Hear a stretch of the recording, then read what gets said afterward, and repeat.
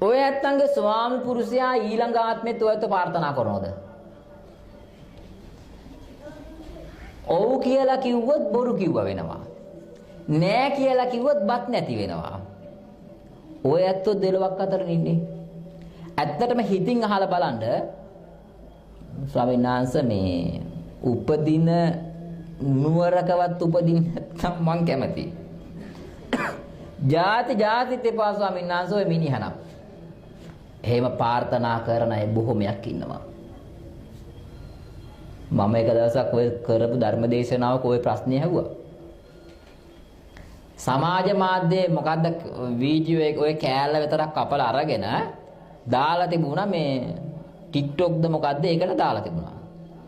ඒකම මම උඩහපල්ලා යනකම් මට ඕක අහු වුණා. අහු වුණාට පස්සේදී අදහස් දක්වලා තියෙනවා කමෙන්ට් තිබුණා 680ක්. කියෙව්වා ඔක්කොම ටික.